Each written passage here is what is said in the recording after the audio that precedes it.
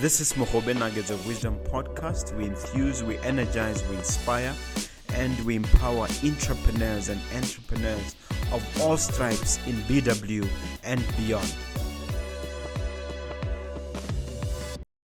Hello, Mogobe Nuggets of Wisdom podcast. As always, I'm your host, Mompoloki Lerumo Mogobe. Always a privilege and an honor to bring you yet another entrepreneur, to bring you a person of substance, someone who's made a difference, someone who can enhance your life, bring in life-changing business information. I brought the etiquette expert herself. Before I mention her name, can I ask you to do the honorable thing and strike that notification bell and hit that subscribe button? We really need your support in that regard. A little bit of a shameless plug. You'll see from one angle, there's a book there, Nuggets of Grit, from the Kettle Post to Serial Entrepreneurship. That is my book, and it's going on for $3.99. But if you are so gracious as to watch this podcast to the end and to do what I've asked, you'll be entitled to a 10% discount. You simply call my PA at the office, 397-1368, and she'll be able to give you a 10% discount, and you can get the book for $360. But you have to subscribe and you have to watch at least this entire interview. That's a little that I ask. Now let me go to my guest, Samantha Matlhagela. It's not your first time here, right? No, it's not. Yeah, it's not. And it's almost like a long time ago. It's 4.5 to 5 years ago when you were last here. Yeah, it's been 4.5 years. Yeah. So welcome back to Mogobe Nuggets of Wisdom. Thank you for having me, Mr. Okay. Mogobe. I'm glad I'm here. Okay. We have a lot of catching up to do. Indeed.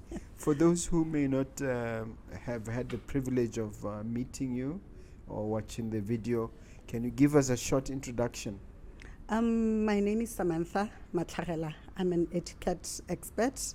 The name of my company is the Etiquette Class. Mm-hmm. So at the Etiquette Class, we deal with development of people, individuals, from children, teens, young adults, people in the corporate space up until retirement. So basically what we work on, it's knowing the proper etiquette of navigating through life, both socially and business-wise, because there is social etiquette, there is professional etiquette. So we help individuals and organizations to build brands that are, that are out there and attract the right people, that they want to be associated with.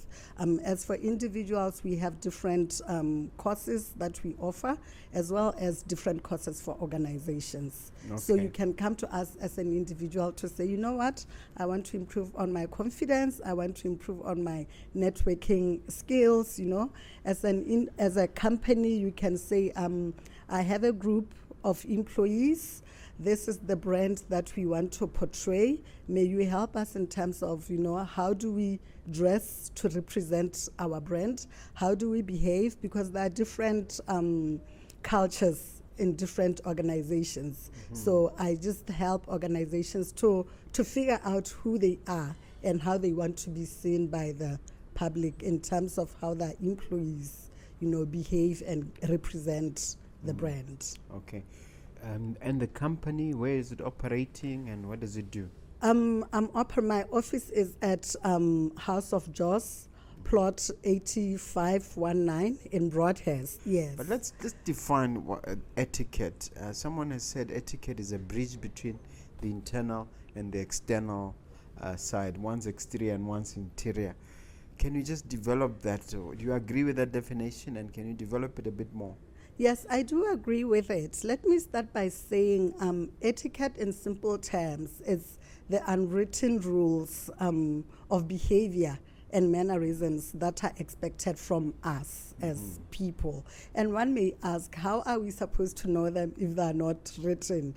It's just an assumption that as people, we know we are supposed to behave this way. We know these are the manners that we are supposed to show. But in all honesty, it's not everybody who knows what to do when. So etiquette is about knowing the how, the when, with whom, and when. You know what I mean? Yes. So I basically help people to know how to behave in different environments. Is etiquette really social skills and mannerisms? It is, to a certain, actually it is social skills and mannerisms. Like I said when we started, there is social etiquette, there is professional etiquette. Just to give an example of social etiquette, we refer to how we carry ourselves at social events, like outside the workplace, let's say weddings, parties, funerals, where there's a gathering of people, you know. And professional is how we carry ourselves in the business settings. Okay, let's join Erra, go botlhokwa. You have to be yourself, you have to be authentic.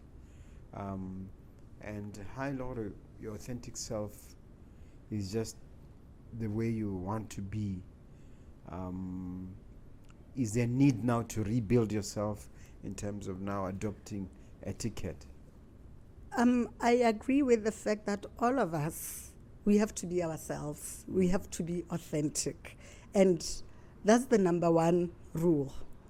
I'll say that's the number one rule because if you are not yourself, who else can you be? Because if you are trying to be somebody else, it's going to be difficult for you to maintain being that somebody else. So now when we take being authentic and adding the etiquette part of things, you can still be authentic and be yourself, but still know the proper etiquette to apply.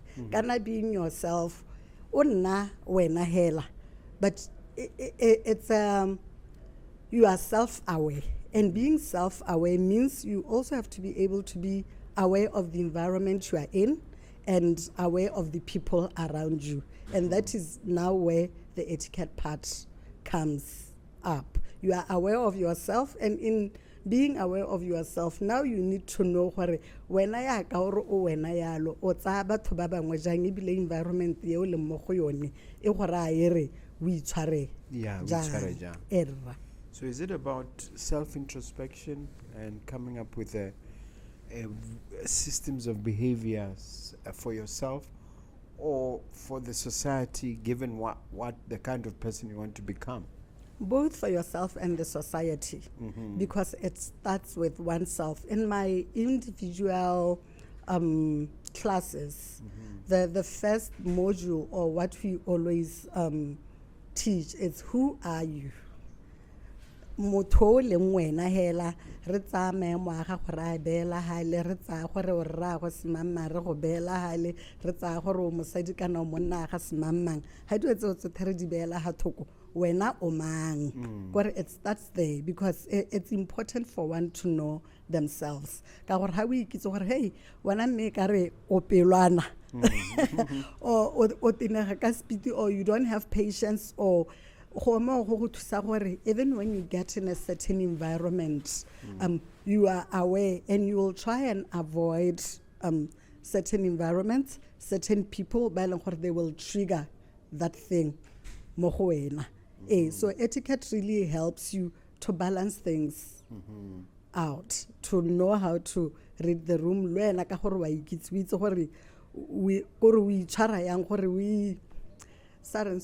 We baballe maikutlo ibile o baballe le babaleng ha go wena. Okay, now you've written a book which you shared last time. Can you just share with us a little bit about the book in general, perhaps also explaining the kind of teachings that you offer from the book? Okay. Last time I was here, I had these two books. It's a series of two books called Behind the Scenes No More, Thanks to Etiquette.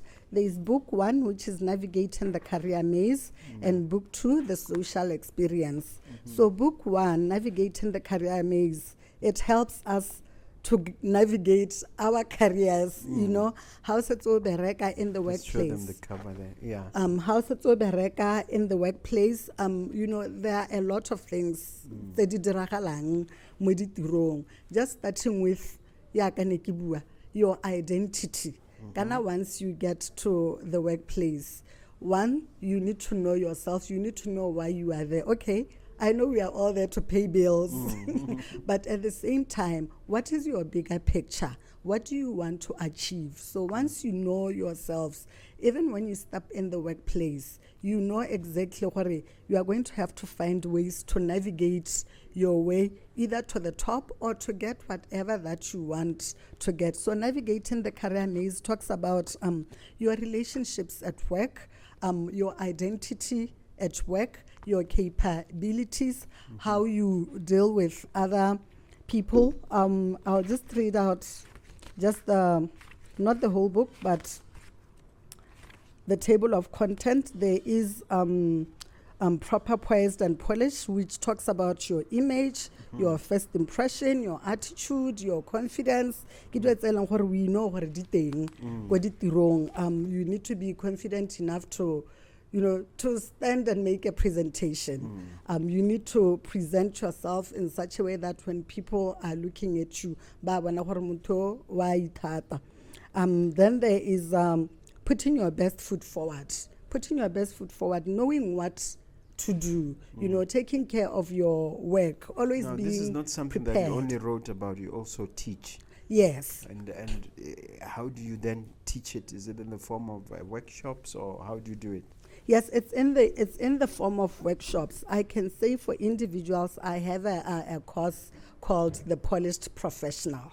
With the Polished Professional, we discuss, let me start by saying there is a consultation where one tells me what their challenges are at work or what they want to achieve. Then we take it from there to say, this is the environment that you are in, this is the person that you are, this is where you want to go, what are the challenges what challenges are you facing where you are, and what are also the good things that you enjoy about your space. So we take it from there to create a polished professional who is able to navigate their way through, through their workspace, because people go through a lot.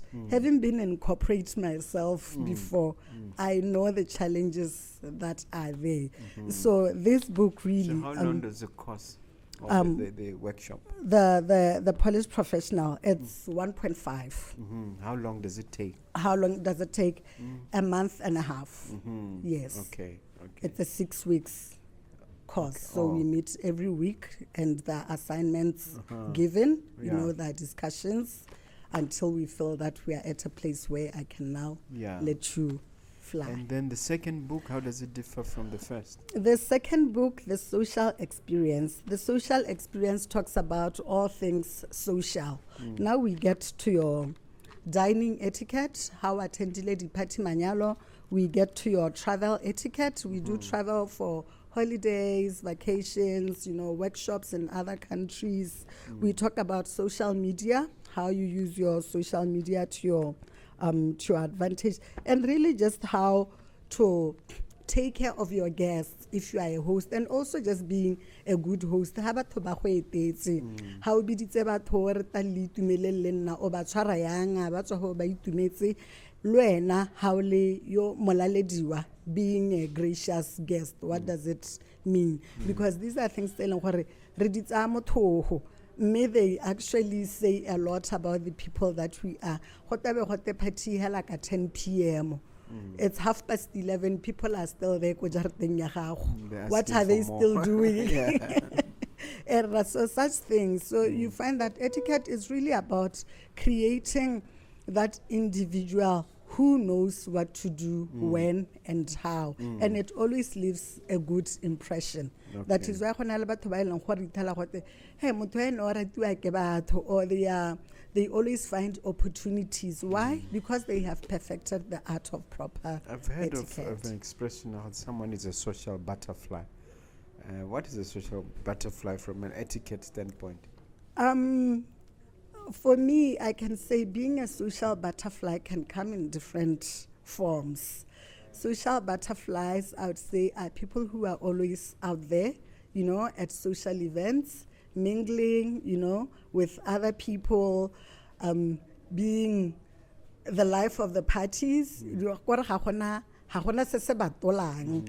And also, there's really nothing wrong with being a social butterfly, but it also comes with knowing what to do, because you don't want to be a social butterfly. You know, you want to be a social butterfly, but also leave a lasting impression. And the people that you engage with, the people that you meet, you have to be a pleasant person to be around. Yeah. And You mentioned you were here 4.5 to 5 years ago. Tell us how your appearance on the Nuggets has shaped your career, if at all, and any highlights. I want you to share some of your triumphs and successes since you were last here. The last time I was here in 2020, you know, it was an eye-opening experience.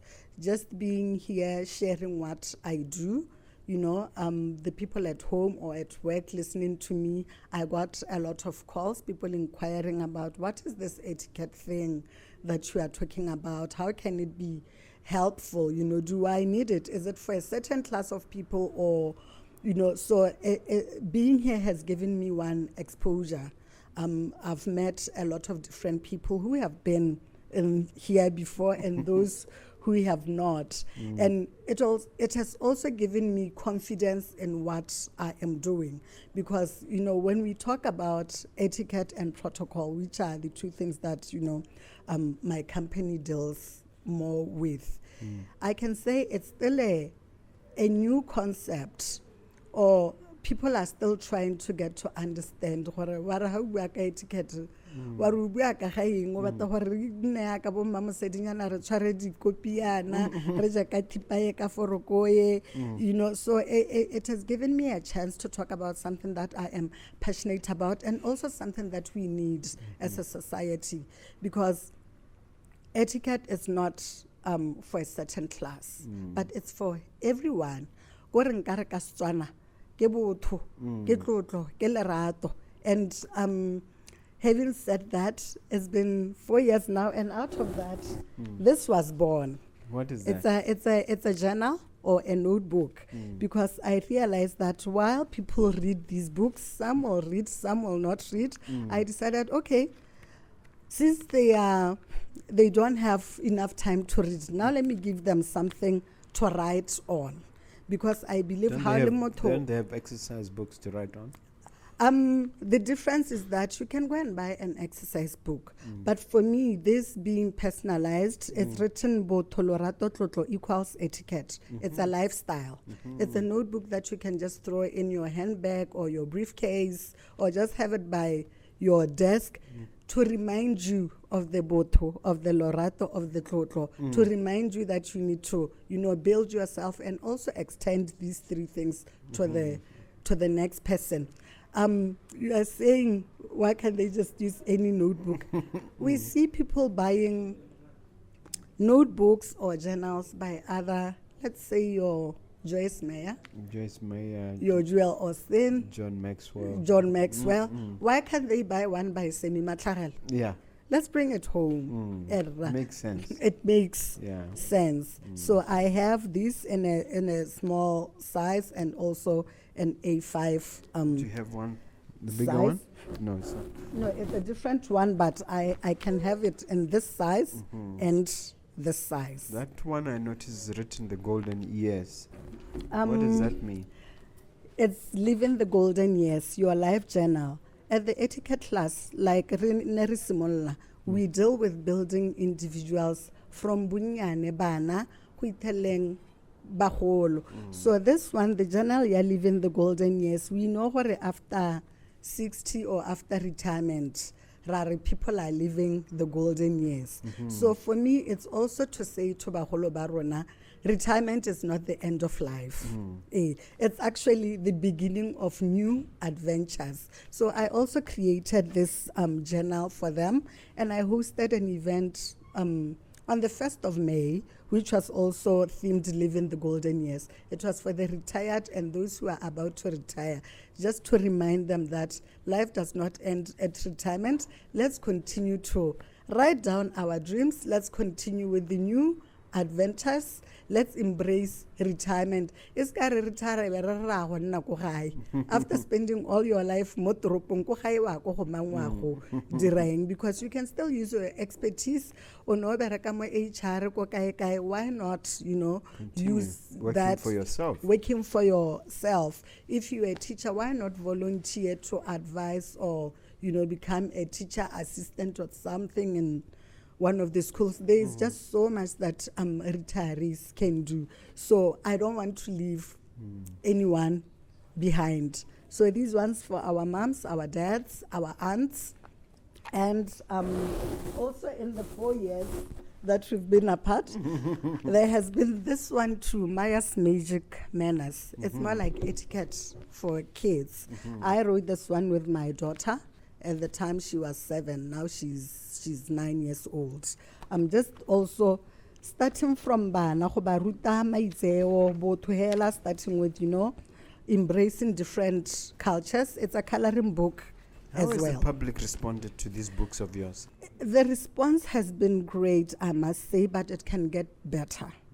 We can do better, but it has been great, especially with this one for the kids. A lot of parents have said, this book is really working wonders. Ka gore motho a teng ha gana go thapa kwa lapeng, ra mmotsa gore go halekana Maya's Magic Manners ya reng. Because those are the things that we talk about. You need to bath, you need to brush your teeth at least twice a day. You need to learn to eat say your thank vegetables. you. Eat your vegetables. Is it there?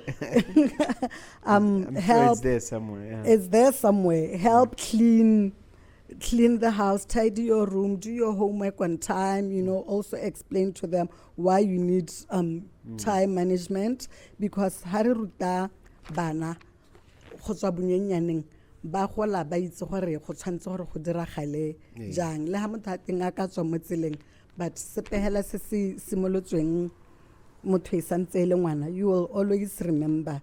Just sharing is caring, your table manners for kids. Yes, so this book really, it has been a hit with the parents and the kids themselves. Oh, that's good. I did ask you what your highlights as in, so your triumphs and successes. Can you share some of those specifically? Okay. I would say the one thing that I'm proud of myself for, it's the last time I was here, I was doing this on a part-time basis. I was still employed. I was a banker then, but doing my etiquette business on the side. But now I've gone full-time. Yes, I'm a full-time entrepreneur. I'm running the Etiquette Class. Congratulations. So really, I'm proud, because that is not an easy decision to make. And I must share that the reason why at the Etiquette Class we try to teach etiquette as well as personal development and mindset change is because I was retrenched in 2021. So instead of sitting back and, throwing pity parties for myself, I said, you know what, there's no point in crying. Let me just move right along. What can I do? I decided, let me give the Etiquette Class a chance, give it all my time and my energy. Some might argue that was a blessing. You have been retrenched. Yes. It was a blessing in disguise, I must say. Though, yes, realistically speaking, nobody wants to part with an employer in that way. But also it's in the mind.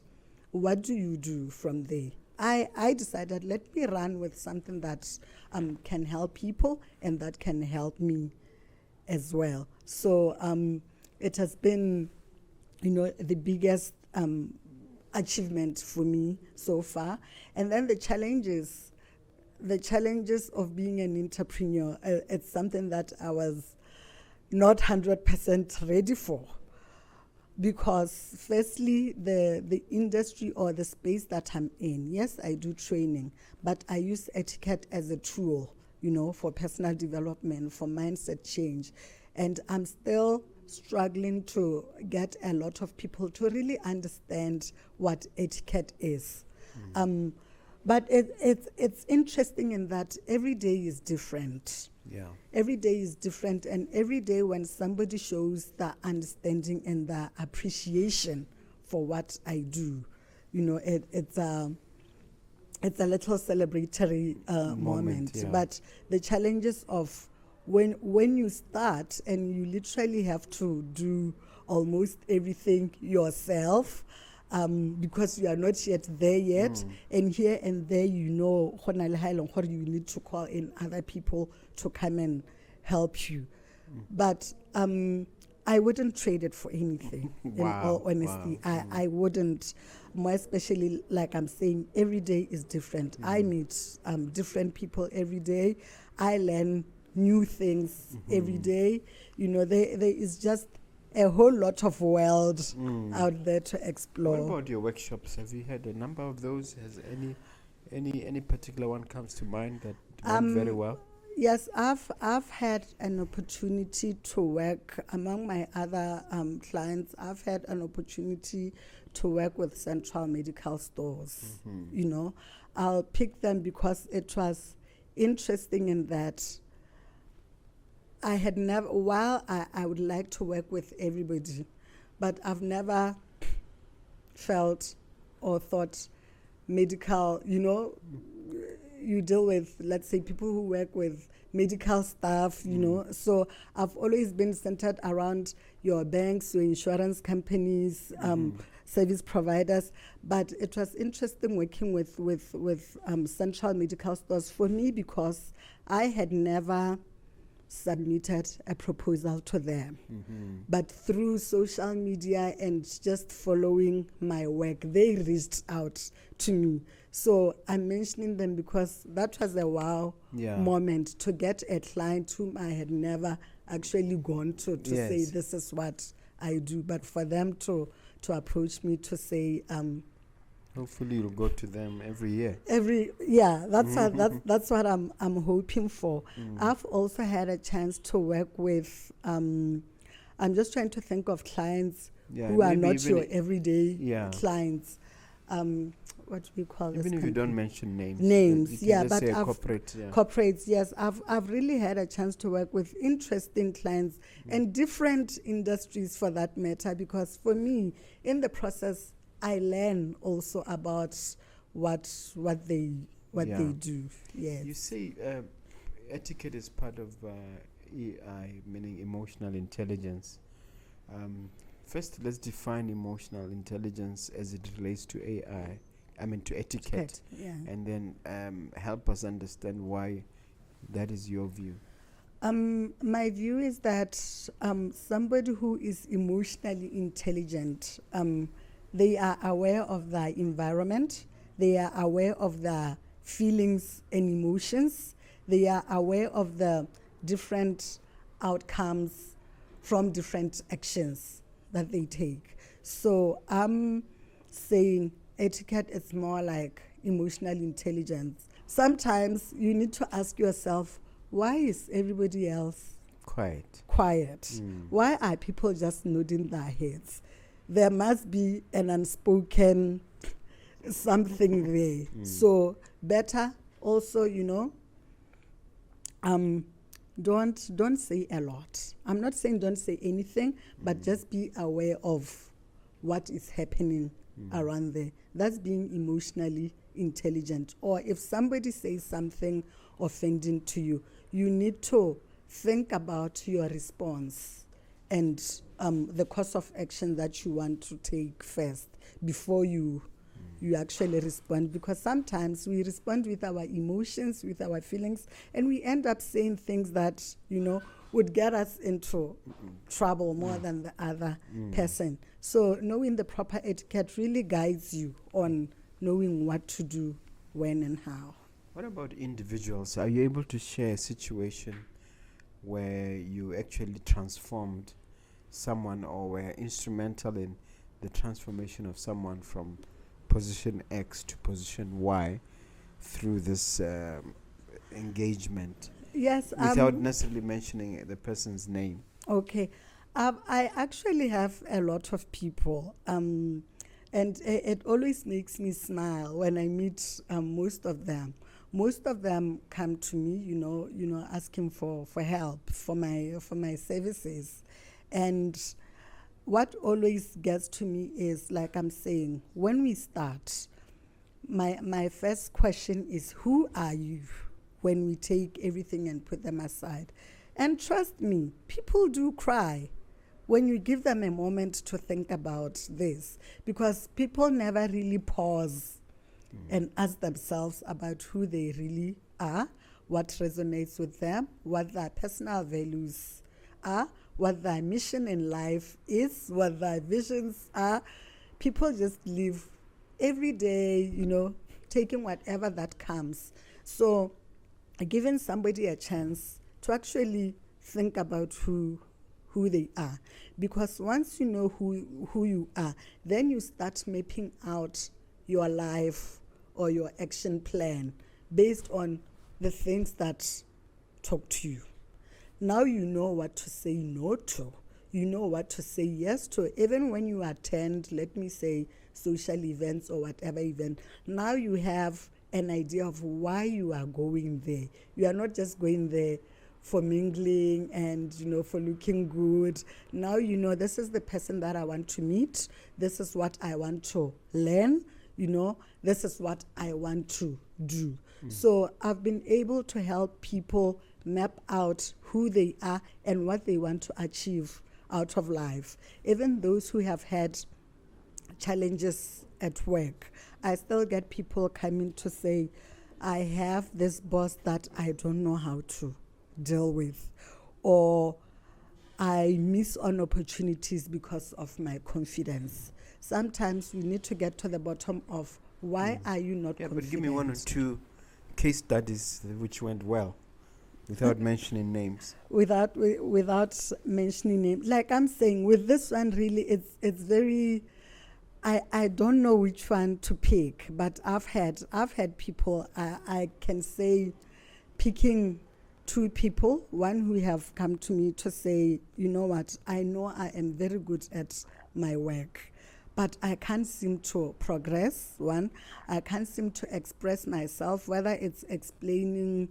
concept or my work to my boss, or going to an interview, or having to make a presentation. And we had to sit down and drill it down to, but are you scared of something? What's the worst that can possibly happen? Because the minute they had that light bulb moment, that there are actually more people who want you to win than those who want you to lose. You start now thinking differently. It was a matter of helping them change their mindset and taking away perceptions of, let's say, maybe when you make a presentation, people are listening to the way you use the English language, or people are looking at the way you are dressing. Yes, those matter, but at the end of the day, it's about you being knowledgeable.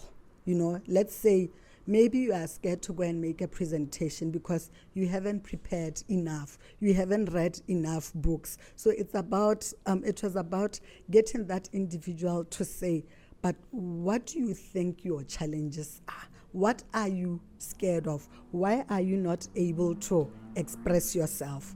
Only to find out that they did not read enough.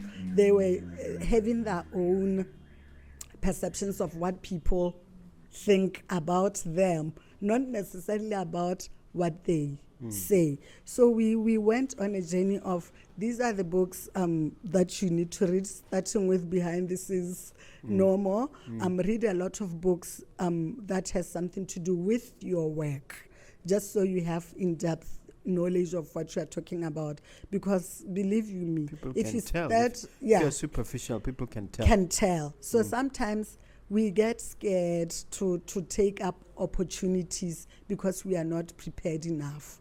Like they were not a reader, but now it's always about which book are we reading next? Yeah. Which book are we reading next? So that was really... And have they transformed? They have in that the confidence level, now it's up, even there's a bounce in the walk. Yeah. Also, I love that reading. Now they have taken up reading, even books that have got nothing to do with etiquette or what they do at work. Just being, general personal development. Because this is an individual who just, thought, okay, I wake up, I go to work, I do what I need to do, go home. But deep inside, they had dreams and aspirations, but they were scared. It was just on autopilot, but he had dreams. So absolutely. Started engaging. Yes. Okay, no, that's very good. Now, at the center of etiquette is integrity, isn't it? Honesty. Why is it important as a value? What? Honesty? The integrity and honesty. Honesty. It's very important. When I was growing up, my father always said, Bongwanak, in whatever that you do, because I have 2 siblings, in whatever you do, make sure that you are able to sleep at night. Make sure you are able to sleep at night. And basically that was translating to be people of integrity. Do what is right, even if it means you are the only one who is standing up for what is right and the rest of the crowd is against you or whatever. Because if you are a person of integrity, it comes with respect. It comes with sleep. It comes with trust. It comes with people being able to, come to you for whatever assistance, guidance, advice. It makes you a better person, really. Yes. So you can't have good etiquette without integrity. You can't have good etiquette without integrity, really. Now, there's a part where I don't know whether I saw it in the book or it's something we touched on as we were preparing, that different cultures have different etiquettes. Can you give it examples of where etiquettes can actually clash, culturally speaking? Okay. Let me say the example that comes to mind now is what we just saw recently happening at the Miss World pageant, where the Lady Megan, I think, was fixing our girl's hair. Yeah. And whoa, we all were, why was she doing that? Because people have different beliefs. Why do you have to fix her hair when she's on stage? Why do you have to touch another person's hair? While in her explanation, it was just a gesture of just fixing her hair. But she also had an explanation that it was showing, I don't know if she said it was compassion, but there was an explanation which was totally different from what the rest of Botswana was. I think if she had won, nobody would have talked about it. They only talk about it because she didn't win. Because she didn't win, but had she won, it would have been a different story. But that is something that I can think of now, that sometimes we do things this way. Because in a culture, you don't touch somebody's face without their permission. Without their permission. Or you don't even hug them. But here, we just hug. We just spread love. And I can also say, having interacted with different people, I can say, let me take the Americans. The Americans are more loud and carefree and, it's just good energies. But when you now take the Japanese or Koreans, they're more reserved and quiet, and they can get offended or ask themselves, what's wrong with these people? Why are these people making noise? Maybe referring to the Americans or the Germans. So those are the things that if you don't know, you can offend other people, when you behave in this manner. So one of the courses that I offer, especially for corporates, is how to win in the international arena. That prepares people maybe who travel a lot on official engagements. Let's say you are going to China or Japan or Italy.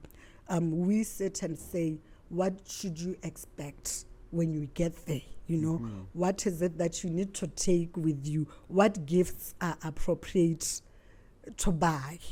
Because sometimes when you travel and you go, you get shocked by the cultural differences. You say Asians are reserved, Americans are loud, and Africans are friendly. Yes, Those they are generalities. So you need to navigate all that, especially if you're an international player. Yes, you need to. And I must say, I also have people that I work with in different countries, like I'm saying, especially, let's say, if you want to go on holiday, if you want to go on a business trip, and there are certain things that you need to understand, or I can always talk to my counterpart in India, you know, in Poland, in France, to say, I have somebody coming over there, may you please show them around, or what is it that we need to prepare? Yes. Okay, we're talking to entrepreneurs who watch this this particular podcast. So I'm just wondering to myself around money or issues of resources. What is the etiquette there, and what should one be aware of? Money. As an entrepreneur, most of the time we need money for our business. And obviously when we talk money issues, we also delve into integrity. We talk about investors.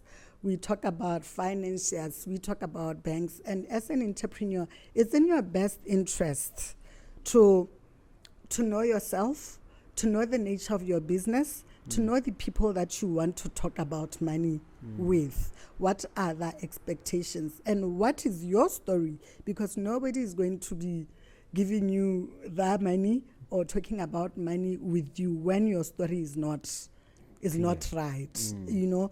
And also it would help to have and know the proper etiquette in terms of dress codes. When you go and see Mr. Mogobe, when you go and see a banker, when you go and see whoever, it is very important for you also to know the proper mannerisms in terms of how do those people want to be addressed, or how do the company operate? Is it on a casual affair? Is it, you know, a very formal affair? So those things really count. Money is a very serious thing to talk about. So you need to have the proper etiquette to be talking about money, because we need money as entrepreneurs, but we need to know how to navigate the money conversations without making other people uncomfortable, or, you know, question our motives when it comes to money and our use of money as well. So, you know, one thing that you also discuss is that etiquette can accelerate one's career and can push it forward. If you had to mention the top 5 behaviors that are ideal, or the top few behaviors that are ideal for accelerating one's career, if that's what one is focused on, what would they be? I always like to say you never get a second chance to make a good first impression. So by saying that, given an opportunity, you always need to impress. So in your career, you need to impress firstly by the way you present yourself, how you dress, because people are attracted to something that looks good, or to somebody who takes care of themselves and look good. Because if you take time, you know, to look good and take care of yourself, you need to take time in doing your work and making sure that look good, as in take care of yourself, your image, keep to your word. If you are saying you are going to be submitting a report on this day at this time, you need to be able to deliver on that day. So mean what you say and say what you mean. Absolutely. Absolutely. And be very helpful and open-minded. have a very positive, outlook on life, because things change in the workspace. So you don't want to be one of those people who's always complaining, but not adding any substance to what is being discussed. Let's say there is, we want to change the culture of the organization, or we want to change the structure. Yes. Be open-minded and say, what does this mean to me? How can I contribute to it? And be that person who always comes through where help is needed. That has never gotten anybody anywhere, really. I know there may be a question, but I'm always coming through, but the promotion is not coming. I'm always, for me, accelerating may not necessarily mean you going up in that particular organization. You can accelerate, but in a different organization, or in your retrenchment coming as a blessing in disguise. As in your case. As in my case, right now, this morning, I had to ask for permission from my boss to come here. And guess who the boss is? It's me. Yeah. Yes. So I can say integrity, I can say presentation, I can say being open-minded, also maintaining relationships. This one is a very important one, because if you maintain good relationships with your employer, with your colleagues, with your other stakeholders, internal and external, it can work wonders for you, because you never know whom you are going to need when, while you're still at that organization or out. So relationships for me are the biggest thing. Yes. Okay. Now, the buzzword around now is mindset change, attitude change, following MEK Masis's, Meg Masis's call, our president's call to really change our minds. How does etiquette come into all of this? And is there a way in which you interact with the powers that be to assist in that regard? I would say etiquette is a mindset change in itself. In itself, in that, like I'm saying, one needs to be aware of themselves and their environment, and they need to be able to be flexible and adapt to whatever situations they find themselves in. Like I'm saying, I'll take myself as an example. With the retrenchment, I didn't rush into where am I going to get work, why me? I didn't throw any pity parties, but I had to, move on with something that I felt I was passionate about, and that also I felt and you had already laid a foundation, because this was already your side gig, isn't it? Yes. And also mindset change, being able to think about what can make life better for you, what can you do for yourself that can make life better for you. For example, these journals that I've been sharing. This one, Sweet and Sainted, Days of Our Lives. Tell us about that one. The Sweet and Sainted Days of Our Lives, the journal. It was born out of rather a painful place. A painful place in that the last time I was here was 2020, right? And then 2020, there was COVID. Then it went into 2021. 2021 was a really painful year for me. A painful year for me in that somebody very close to me was sick with depression. And depression in that the real depression, not no, like the like a mental disease. Yes, that was almost the whole of 2021, from April up until October, November. And then December, I lost my job. So really, who would have survived that? So 2022, when I was writing my feelings, my thoughts, this came to mind, Sweet and Sainted Days of Our Lives. Because I realized that I had just come out of a very painful year, which is 2021. But here I am, smiling and, moving on with life. So really, our days are sweet and sweet scented. and scented is just the It's cover. the theme, yes. theme. It's the theme of the So what are you supposed to write there? the journal. No, the journal, you write like anything, your feelings, your plans. For me, writing also brings healing, when you feel pain, when you are not happy, whatever plans that you feel have failed, when you write them down, you are sort of releasing something outside of your mind or your heart.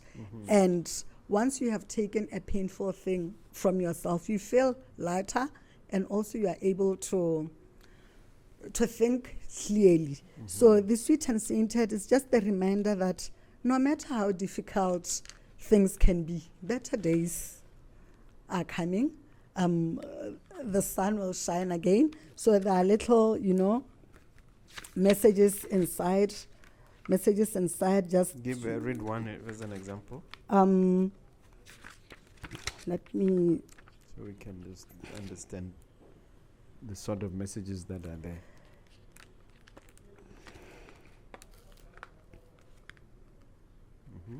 Let's say roses are red, violets are blue, lilies are white, all to make life colorful, sweet, and sainted. Wow.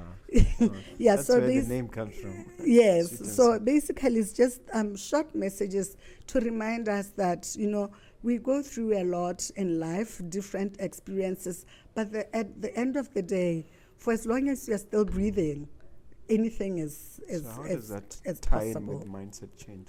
It's about resilience, isn't it? It's about Yes, grit. It's about grit, it's about resilience, it's about patience, it's about positivity, it's just about having a good outlook. And also it's about gratitude as well, because I'm a big believer in be grateful for what you have, because with gratitude you can open your heart and your hands and your mind to for more to come. Okay, dispute resolution and addressing challenges. I mean, everybody, business people, we have setbacks, we have challenges, disputes emerge. How do you deal with those things applying etiquette, and how does etiquette come into it when you are in a bad place and things are not going your way? How do you handle those challenges with etiquette? Dispute resolution. Disputes are everywhere, from families, friendships, marriages, workplaces. So really, it's about, understanding the cause of the dispute. For me, that's the first thing. How did we get here? What caused this? Because once you understand the cause of the dispute, it puts you in a better place to say, how can I get it? How can I make things better? How do we make it work for us? Because sometimes we find ourselves arguing about the same thing, or arguing but not realizing that we are on the same side. So when we talk dispute resolution and etiquette, it's really about being the bigger person and saying what is right, or giving another person to say their mind without interrupting them, without thinking that how they feel it's wrong. You need to acknowledge somebody's feelings.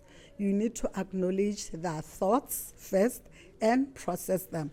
If you feel that you are not in agreement with them, you can agree to disagree, but there is no need for fighting or saying bad things to one another. Or you can rather say, you know what, let's meet at another time, so we can both have time to think through the issue, and then when the emotions are calm, we can talk about. That's interesting. Obama had an interesting expression that you can disagree but not disagreeably. You disagree without being nasty to each other, without being respecting each other's positions. Yes, it's also about another example that I can give. It's a personal one, just so maybe it can help someone. What we've decided to do with my husband, we meet every Thursday, just to talk about us, marriage, household, Without the kids. Without the kids, without the friends, without just the two of us. So what happens is, even during the week, if you offend me or you say something that I didn't like, we save it for Thursday. Just so you have the rest of the day to process what the person, okay, you can express that I didn't like what you said, but we'll talk about it on Thursday. Just so you give yourself time to think about what they said, to think about how you feel, to, process the emotions. And also you are giving the other person a chance to also think about what they did or what they said, so that when Thursday comes, you are able to sit and talk like adults. I suspect one of you apologizes even before Thursday. It's acceptable, yes. But still, even if you apologize, on Thursday we still need to talk about it. Because I need to understand why you behaved that way.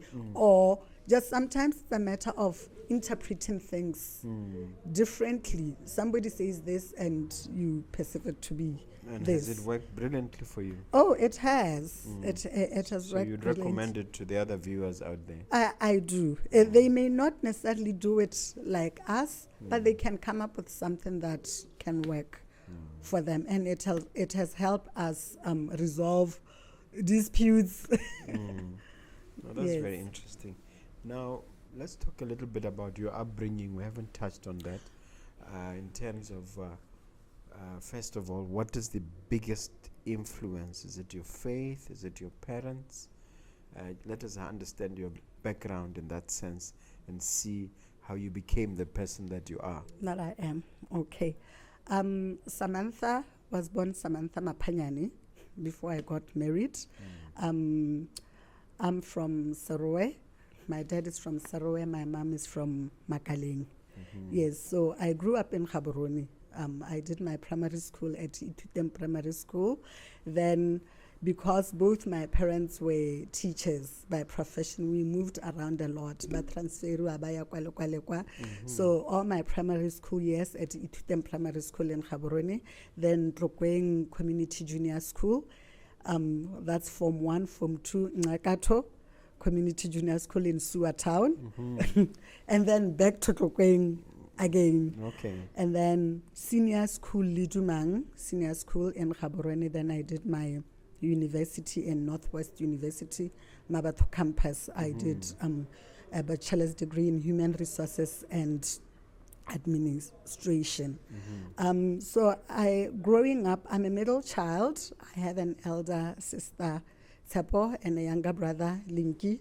Both of them, they have their own personalities. Tsepo is in the PR space, Tsepo Mapanyane, and then there is Linky. Is he famous? Pardon?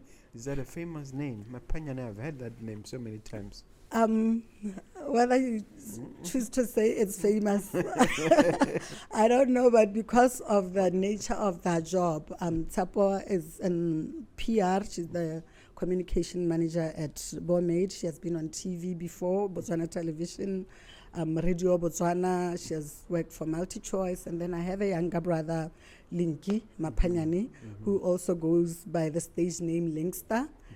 He's a musician, if I may, but now he's based in Johannesburg in South Africa.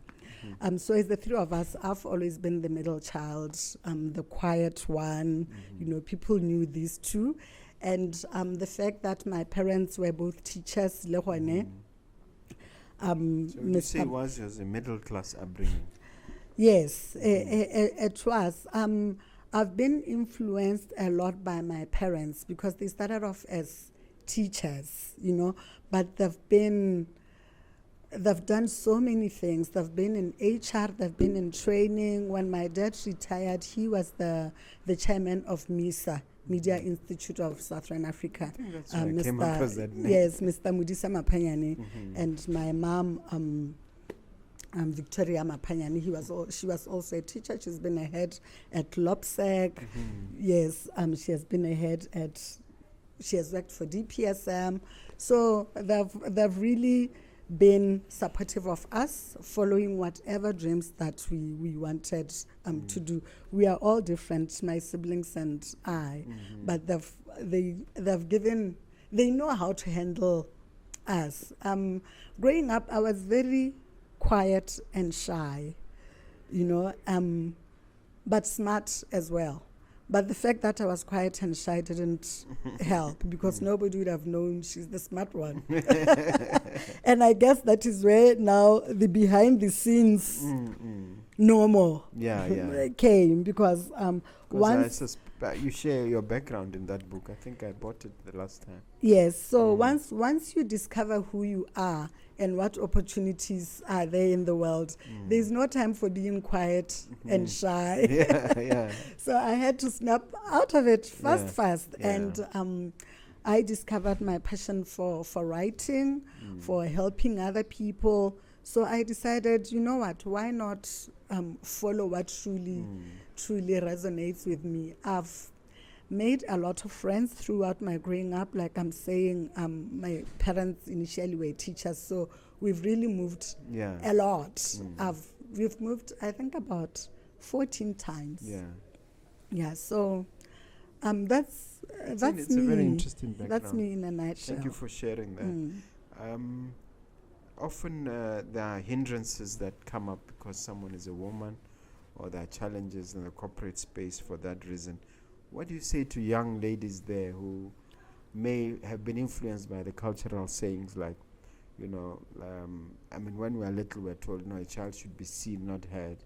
And then also women are not supposed to, culturally, it's a patriarchal society. How did you overcome some of those challenges associated, gender-related challenges? For me, it had a lot with how I was brought up and the values that were instilled in me, and the lessons that my parents gave me. Because my parents, especially my father, he believed I can do and be whatever I wanted, whether it's believed to be a man's world or what. What's different? What's stopping you? What's stopping you? And even in my own experiences, looking at the world, I don't think women truly realize the power that they have. Some don't. You do. Yes. And I would like to encourage every woman, young and old. We have so much power to be and do, and without even necessarily having to be masculine or act like the men, or just in us being women. Like, I believe where there are women, like, women make the world go around in everything. So gender has never disadvantaged you in any way? Gender has never disadvantaged me in any way. So far, that's what I think, that's what my experiences have been. Because even at the workplaces, I know normally it is said that, which is true, I don't remember where I saw it, but there were statistics showing that men are kind of paid more than women. But why? Because men are not afraid to say what they want. Men, even if he does not have experience, he will apply for that job. He will step up. So I think with us, because of our culture or upbringing, we have been taught that women should be, like you're saying, but the world is changing, and with the power that we have, really, I believe it's now up to us. We are waiting for somebody to come and speak on our behalf. No, you need to step up and believe in your own power. Self, yeah. You can't be crying or saying banna barile. We still have those cases. I'm not denying that. Least somebody's saying we still, You're but not, I'm you're just not saying, minimizing those. yes, but I'm just saying, as women, let's embrace and realize the power that we have. Thank you very much. That's very encouraging. Now, this is why I ask you to grab your crystal ball and look into the future. Okay. And tell us how next couple of decades look like. What do we expect to see in terms of you, Mama Matlhagela, as a brand, and in terms of the company as well, in terms of Etiquette Class. Do you ever think beyond 5, 10, 15 years, what we can expect? Okay. I'm a big dreamer, and I want to say I don't just dream, but I wake up to build those dreams, because I carry dreams so at some point you need to wake up and build You have to those dream dreams with your eyes open. Yes. So really, the bigger picture for me, it's having an etiquette, a full-blown etiquette school or institute where people can just come and send their kids, whether it's parents saying, I want my child to come and stay for a week with you, teach them like everything from hwalolla. Kana we start there from hwalolla to gore ha ba yeng ba tsena ba dumedisiwa, because those things di disappear. I want to have branches of the etiquette class, not just in Gaborone, in Francistown, in Maung. I want to have a place where I want to have my own Mogobe Plaza, if I may, where you would get into an establishment and it belongs to Samantha Matlhagela, with her books there, a small coffee shop, a small library, and I truly believe all these things are doable.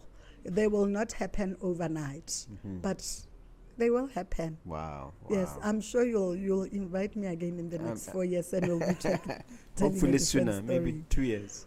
Ever. All right. Let's now talk about, or rather, let's give you a chance to ask me a question, if you have one. Okay. The question. Well, let me start by saying congratulations on your book. Thank you. That made me really, really happy, me being a reader and a writer. Thank I was you. like, yay.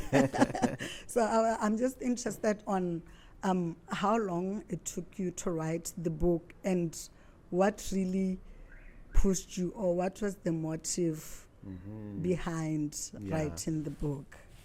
Well, it was two-pronged, really. One was the desire to leave some kind of legacy, because we're in this planet for a limited period of time, so you want the idea that, look, maybe your great-grandchild or whoever may be curious to know about a person who once lived in this neighborhood by the name of Mogobe, and they may want to know a little bit about. So it's more like a memoir. So I've been thinking about it for a long time, but I had a guest here by the name of Saidi Mdala about 3 years ago, and he came here with several books he had written, and then after we spoke, after the podcast, we spoke about collaborating, helping me put down things together, and then we agreed on a system where I would write some things down, some of them I would dictate, and then he would translate them from legalese, because I tended to use legal terminology unaware. The lawyer in you. Yeah, the lawyer in me, and then he would translate it to normal language and add a few things, and that's how the book happened. But the whole project took about 3 years, I would say, 2.5 to 3 years. Okay. So it was a labor of love, and the second part of it was just the ability to clarify your thoughts, because when you write, you clarify your thoughts, you clarify your thinking. For instance, if I talk about my business philosophy, I know it, I can crystallize it. I had to write it down and rewrite it and then formulate it and then put it in the book. So the book has done that dual that has fulfilled that dual purpose of legacy creation and also helping me clarify my Your thoughts. thoughts. Yeah. And bringing in the money as well. Yes, now we are in the process where, Yes. where we're bringing in the money. I'm telling the viewer that although it's retailing for $3.99, if they mention that they saw it during our interview, they can get it for 10% less at $3.60. Okay. And it will soon be available at Exclusive Books. We're still negotiating to finalize that. Nice. Yeah. Is yours at Exclusive Books? No, not yet. I'm sure we are still negotiating. Yeah, the negotiations are tough. Are tough, Yeah, yes. yeah. At least you understand. Yeah, they're tough. I had to work hard on them.